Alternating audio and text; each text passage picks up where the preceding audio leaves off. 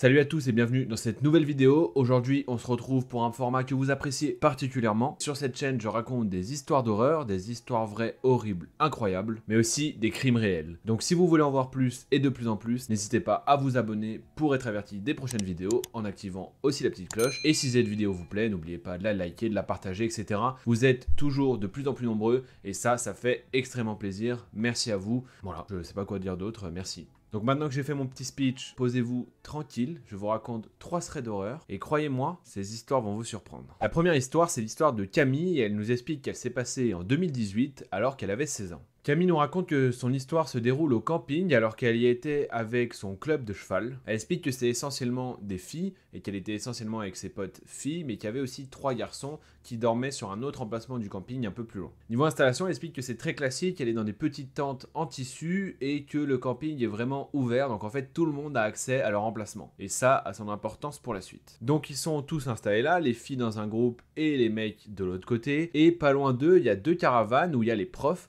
qui surveillent du coup les tentes, etc. Et un peu plus loin, il y avait 2 autres tentes qui ne faisaient pas partie de leur groupe, qui étaient aussi là à quelques mètres. Donc la journée se passe bien, et le soir, après manger, il est déjà 23 h et Camille, elle décide d'aller se coucher direct. Elle explique qu'elle, elle est toute seule dans sa tente, mais qu'en face d'elle, juste à côté, il y a une autre tente avec 2 autres filles qui ont environ 12 et 13 ans. Et elles sont plus proches de la caravane pour que ça soit plus sûr, vu qu'elles sont plus jeunes. Elle explique que plus tôt dans la soirée, au moment où elle rentrait pour se coucher avec une amie, un homme les a suivis tout le long jusqu'à leur tente. Elle dit que c'est peut-être un hasard, mais elles ont préféré rentrer à leur tente au cas où, parce que c'était quand même un petit peu chelou. Et on le confirme, c'est un petit peu chelou. Donc Camille s'endort, et pas très loin de là, les profs finissent leur soirée autour d'une table, etc. Voilà, ils sont tous installés, ils sont pas très loin, mais ils sont pas juste à côté de sa tente non plus. Quelques heures plus tard, elle se fait réveiller par un bruit d'eau renversée, un peu comme si on versait de l'eau par terre, et en trouvant les yeux, grâce à la lumière de la lune, elle voit l'ombre de quelqu'un. Sur le moment, pas de panique, elle pense immédiatement que c'est un de ses profs qui est en train de vider une carafe d'eau qu'elle était censée elle-même vider avant de se coucher, mais qu'elle avait oublié, donc ça l'inquiète pas plus que ça. Une fois que l'eau a fini d'être versée par terre, l'homme se décale et disparaît dans l'obscurité. Elle pense que c'est un homme vu la forme d'ombre qu'elle a vue. Tout d'un coup, la tente de Camille se met à bouger dans tous les sens à cause du vent, et aussi soudainement, ça s'arrête. Comme je le disais, Camille n'est pas plus inquiétée que ça, donc elle se tourne, elle essaie de se rendormir, mais elle entend quand même des pas autour des tentes qui marchent dans le gravier. Elle entend que les pas se rapprochent plus ou moins de la caravane, donc elle se dit c'est normal, vu que c'est un des profs, il va sûrement maintenant se coucher. Sauf que voilà, au bout de quelques instants, la tente des filles juste en face de celle de Camille se met à être secouée aussi très fort par le vent. Et c'est à ce moment-là, lorsque leur tente a été secouée très fort, qu'elles se sont réveillées et se sont mises à hurler.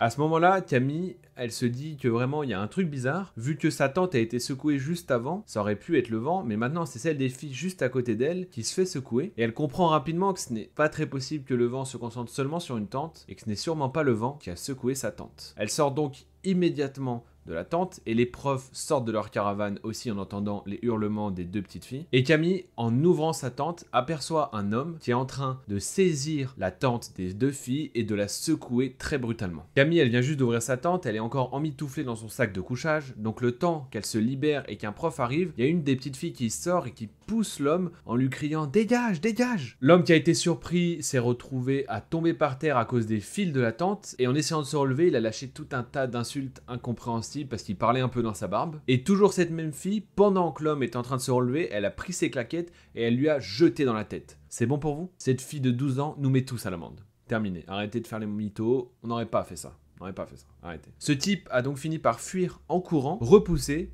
par une gamine de 12 ans. Ok, pas de souci. En sortant de sa tente, Camille, elle sent comme une odeur de pisse, et en fait elle se rend compte que le bruit d'eau qu'elle a entendu, c'était de l'urine qui était en train d'être versée sur sa tente. Donc l'homme en fait était simplement en train de pisser sur sa tente. Sympa, il y a vraiment des mecs chelous quand même. Elle explique que donc ce qu'elle a pris pour du vent, c'était bien l'homme qui est venu dans un premier temps secouer sa tente à elle, car il n'y avait pas un poil de vent et que les filles elles-mêmes qui étaient dans l'autre tente l'avaient entendu se faire secouer et que c'est pas possible avec une proximité aussi importante qu'il n'y ait qu'une tente qui se fasse énormément secouer. En plus, elles avaient entendu elles aussi les pas dans le gravier. Bref, on est sûr que c'est l'homme qui est venu secouer la tente de Camille, mais Camille, ça l'a pas plus inquiété que ça, que sa tente se fasse remuer dans tous les sens. Elle devait vraiment bien dormir, je pense. Elle devait vraiment être dans les vapes, parce que bon, quand même un peu chelou. Les nuits d'après, elle explique qu'ils ont collé les tentes tous ensemble et que c'était hors de question de dormir seul. Et le garde qui gardait le camping a expliqué que c'était sûrement un vacancier un peu trop alcoolisé qui a voulu un peu se marrer. Ah, vraiment, on s'éclate, hein. Waouh, vraiment le plus gros fou rire de ma vie. Je le dis, il y a vraiment des gens chelous. Hein. Voilà, bah après cette vidéo et après cette histoire, vous ferez plus de camping et puis vous deviendrez parano dès qu'il y a un coup de vent sur votre tente. Voilà, vous imaginerez que c'est quelqu'un qui est en train de la secouer. Pour ceux qui vont partir faire du camping cette année, bah bon courage. Hein. Ne regardez pas cette vidéo, en tout cas n'y pensez pas, c'est un coup de vent. Ou alors pensez-y, peut-être parce que si ça peut être important de se méfier si quelqu'un secoue votre tente. Bon, ou essayez d'être un peu plus réveillé parce qu'à mon avis ça se voit quand quelqu'un secoue la tente. Ou alors il y a un ouragan, il y a un truc, je sais pas. La prochaine histoire, c'est l'histoire de Laura. Elle explique qu'aujourd'hui elle a 21 ans et que son histoire s'est déroulée lorsqu'elle avait 15 ans. On va rester dans le thème camping, extérieur, etc. Puisque Laura nous explique que quand elle était jeune et ado, ses parents voulaient qu'elle parte tous les étés en colonie. Ce qui ne la dérangeait pas plus que ça, puisqu'au final, certaines de ses amies y allaient aussi. Donc aucun problème, c'était plutôt même une bonne idée et une bonne période pour s'amuser. C'est donc un mois de juillet en été très agréable qui se déroule. Elle part comme d'habitude en colonie, mais elle explique quand même que cette colonie n'était pas très bien encadrée parce qu'il manquait quand même du monde pour gérer tous les enfants, tous les ados qu'il y avait sur place. Et que ça a son importance encore une fois pour la suite. Un soir, Laura et ses amis décident de sortir la nuit pour se balader dans la forêt à côté, même si elles n'ont pas le droit, mais vous savez ce que c'est quand on est ado, on aime bien enfreindre les règles. Leur but avec cette sortie-là, c'était en plus de se faire flipper les unes les autres. Elle dit justement que c'était très facile, par le manque d'animateurs, de quitter leur cabanon où elles dormaient, puisque personne ne dormait avec elles. Et elles sont donc sorties par la fenêtre pour éviter d'éveiller les soupçons avec le bruit de la porte, etc. parce que les cabanons sont quand même assez proches. Et elles sont parties dans la forêt. Et elle explique qu'elle avait qu'une lampe torche, c'était donc celle de Laura avec son téléphone. Donc comme je le disais juste avant, le but était de se faire flipper, donc elle se raconte des histoires d'horreur en marchant, mais elle ne marche pas très vite pour ne pas se perdre et ne pas trop s'éloigner de leur cabanon. Et Laura explique que plus elle marchait avec ses amis, et plus elle avançait, et plus elle avait une sorte de boule au ventre, comme si elle était observée. Laura explique donc à ses amis qu'elle ne se sent pas très bien, qu'elle aimerait rentrer, et tout le monde est d'accord, donc elles se mettent sur le chemin de retour. À ce moment-là, une de ses amies a l'idée de prendre une photo pour la montrer à ses autres amis le lendemain, pour leur raconter un peu leur aventure de cette nuit. Donc elles prennent la photo, elles prennent la pause, et au moment où Laura regarde la photo, elle aperçoit quelqu'un derrière qui n'était pas dans leur groupe. Quelqu'un qu'elle ne connaissait absolument pas. Laura reste figée un instant, puis se retourne d'un seul coup et l'éblouit avec sa lampe torche. L'homme était toujours là, juste derrière elle. Elle explique qu'en fait, à cet endroit-là, il devait y avoir une de leurs amies qui n'était plus là, mais il y avait cet homme à la place. C'est à ce moment-là que Laura s'est mise à hurler, et on peut le comprendre, hein, parce que quand votre ami se transforme en mec que vous ne connaissez pas, c'est un peu flippant. Donc dès qu'elles se sont toutes rendues compte de la situation, elles ont couru vers leur cabanon, poursuivies par l'homme qui les suivait en criant. Elles ont sauté par la fenêtre et l'ont fermé instantanément le plus vite possible. Et l'homme était toujours là, à quelques mètres, en train de les fixer avec un regard très malsain et un sourire angoissant. Une des amies de Laura s'est mise à pleurer, et en réalité, l'ami qui devait être donc derrière elle au moment de la photo était bien là, dans le cabanon, en train de dormir. Les filles sous le choc sont parties directement se coucher, sans parler, sauf que Laura explique qu'elle n'arrivait pas à dormir car elle avait trop de questions. Effectivement, comment leur ami qui était censé les suivre depuis le début s'est retrouvé dans la chambre en train de dormir, remplacé par un homme très bizarre. Le matin arrive finalement, Laura et ses amis vont prendre leur petit déj, mais elles ne parlent pas du tout des événements, comme si elles estivaient le fait que ça soit arrivé, et un silence un peu bizarre règne. Laura va quand même vers son ami qui était censé les suivre cette nuit-là et elle demande: est-ce que tu nous as vraiment suivis? Et son ami lui explique que oui, elle les a suivis, sauf que elle était rentrée un peu brutalement suite à un coup de fatigue et que du coup voilà, elle était pas très bien, donc elle était rentrée mais sans vraiment les prévenir. Et Laura et ses amis avaient vraisemblablement pas fait attention, sûrement parce que c'était la nuit, c'était très sombre et qu'en plus elles étaient un petit peu angoissées quand même à se faire flipper. Ce qui les a fait encore plus flipper, c'est que leur ami, qui est donc retourné se coucher, a vu à un moment à travers la fenêtre un homme qui se baladait dans la forêt, et donc Laura et ses autres amis ont vite compris qu'il les suivait depuis un certain moment et qu'il les observait. Les filles évidemment ne sont pas allées en parler à leur moniteur car elles avaient peur de se faire exclure de la colonie à cause du fait qu'elles aient fugué un peu la nuit alors que c'était interdit. Le reste des jours va bien se passer, de toute façon les filles ne vont jamais ressortir la nuit, et alors que vient le dernier jour avec Laura jouer avec des enfants à côté de leur cabanon, elle voit des traces de pas, sûrement celle de cet homme qui a dû encore les observer plusieurs nuits d'affilée. Laura nous explique que ses amies et elle étaient très contentes de rentrer chez elles et qu'elles ne sont jamais retournées en colonie après ça. Que je peux tout à fait comprendre. Très bonne décision d'ailleurs, hein. Cette vidéo va s'appeler Vous n'irez plus jamais en colonie. Bon, pas sûr que ça soit le titre le plus aguicheur, mais bon, voilà. Vous n'irez plus jamais en colonie après cette vidéo, ça c'est sûr. Enfin, le problème c'est qu'après cette vidéo, vous irez plus camper, vous irez plus en colonie. C'est quand même un peu dommage de se priver de ça, mais bon, il y a tellement des fous. La prochaine histoire, c'est l'histoire de Sarah. Elle va peut-être vous sembler invraisemblable, mais d'après elle, elle s'est vraiment passée et elle en est même encore aujourd'hui traumatisée. Sarah nous dit qu'elle a 22 ans et que les faits se sont passés alors qu'elle avait 21 ans, donc c'est assez récent. Elle explique donc qu'elle est partie l'an dernier en road trip avec un ami à elle et qu'il n'avait pas de véhicule et qu'il faisait tout en autostop. Un jour, pendant leur road trip, ils étaient sur Paris, ils ont visité la ville et ils n'ont pas vu les heures défiler et le soir est très vite arrivé. Donc le soir tombe rapidement et Sarah nous explique qu'il n'avait pas d'endroit où dormir, donc il frappe à plusieurs portes pour essayer de trouver un peu un logement chez l'habitant, sauf que personne ne veut de chez eux. Sarah et son ami décident donc de faire du stop pour quitter la ville et essayer peut-être de trouver de l'aide en dehors. Au bout d'un moment, un homme s'arrête, il faut savoir qu'à ce moment-là, il est 22h30 et il propose donc de les amener en dehors de la ville. Sarah nous explique qu'il avait l'air très gentil, qu'ils se sont pas du tout méfiés, ils sont montés avec lui et l'homme leur a même proposé de les héberger pour la nuit. Sarah regarde son pote et son pote lui fait un peu un signe de t'inquiète, stresse pas, on peut dire oui, ça se voit que c'est quelqu'un de confiance. Une heure plus tard, ils arrivent finalement chez l'homme et c'est une maison et un endroit très isolé avec de la forêt autour et sans aucun voisin. Sarah nous explique que sa maison paraissait vraiment délabrée, on aurait même dit une maison abandonnée.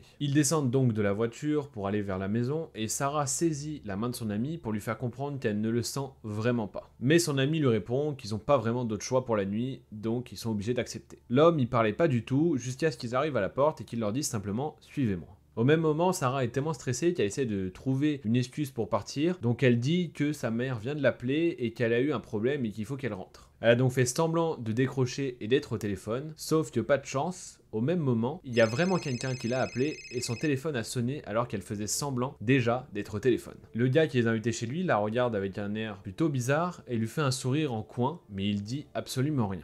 L'ami de Sarah lui fait signe d'avancer et elle se dit bon, allez, merde, tant pis, on y va, de toute façon, on est 2 contre 1, au pire, qu'est-ce qu'il va faire? Donc Sarah et son ami rentrent dans la maison, s'installent sur une chaise et l'homme leur propose à boire avec ce qu'il appelle lui un mélange maison et Sarah nous explique que sa mixture faisait un peu comme si c'était un mélange de plantes, etc. Enfin bref, elle n'était pas très rassurée non plus à boire ça. Donc Sarah refuse de boire le contenu de cette bouteille. Son ami, lui, apparemment, avait assez confiance pour boire son verre. Sarah nous explique qu'elle avait vraiment peur parce qu'elle avait pas du tout confiance en cet homme et qu'elle avait peur de se retrouver toute seule avec lui parce que son ami serait peut-être empoisonné. Sarah demande simplement à l'homme s'ils peuvent maintenant aller se coucher parce qu'il est plus de minuit et qu'il commence à être fatigué. L'homme se lève simplement et ne dit toujours rien. L'homme se dirige simplement vers une porte et leur indique que c'est ici qu'ils vont dormir. Les deux amis rentrent dans la pièce et se rendent compte que la pièce est totalement vide, il y a seulement un matelas sans coussin ni couverture. Par politesse, ils vont simplement dire merci, mais Sarah nous explique que ça l'a pas vraiment étonné vu l'état totalement délabré de la maison dans laquelle il se trouve.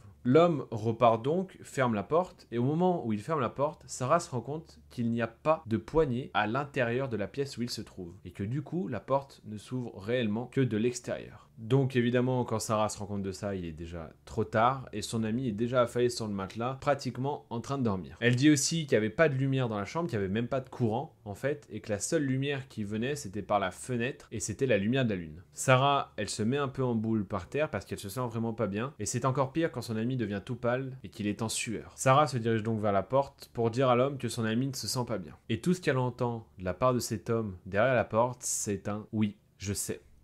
Ce qu'elle ne voulait pas qu'il se produise est en train d'arriver. Elle se retrouve enfermée dans une pièce, seule avec l'homme derrière la porte et son ami dans l'incapacité de faire quoi que ce soit tellement il était mal. Son ami s'est même endormi à un moment et Sarah s'est dirigée vers la fenêtre mais totalement impossible de l'ouvrir. Évidemment, Sarah n'avait plus de batterie dans son téléphone, sinon c'est pas marrant. Et à ce moment-là, Sarah a une sorte d'instinct de survie puisqu'elle décide de rentrer dans son jeu, même si c'est très risqué. Elle lui dit simplement « Merci, tu m'as débarrassé de ce con. C'est bon, il respire plus, tu peux venir m'ouvrir, ça m'excite en plus. » Au même moment, elle entend des pas derrière la porte avec la main qui se dépose sur la poignée, mais apparemment il hésite à ouvrir. Sarah continue d'insister et l'homme lui répond simplement « Mais c'était pas ton mec ?» et Sarah lui répond simplement que non. Il finit donc par ouvrir la porte et dès qu'il ouvre la porte, Sarah se jette un peu sur lui, met sa main sur son torse comme si elle s'intéressait à lui. Elle voit au même moment qu'il y a encore sa bouteille avec sa mixture un peu bizarre sur la table. Elle a donc fait en sorte qu'ils se retrouvent tous les deux sur le canapé tout en continuant à le chauffer pour lui faire croire qu'elle était intéressée par lui. Elle explique qu'avec dégoût, elle l'a quand même embrassé, mais que c'était pour survivre et qu'elle en a profité pour essayer de saisir cette même bouteille très discrètement. Cette histoire, on dirait typiquement qu'elle est sortie d'un film, mais il semblerait vraiment qu'elle soit arrivée. Finalement, Sarah réussit à saisir la bouteille et la casse très violemment sur la tête de l'homme. Elle dit que c'est sûrement grâce à l'instinct de survie parce qu'elle en revient toujours pas comment elle a fait pour réagir comme ça et à lui casser clairement la bouteille sur la tête. Elle arrive à saisir son téléphone, elle fait le contact d'urgence et elle appelle tout de suite la police. Ils ont mis un certain temps à venir, l'homme était toujours inconscient au sol et heureusement pour elle. Elle explique que cette histoire la traumatisera toujours parce que son ami, lui, ne s'en est pas sorti.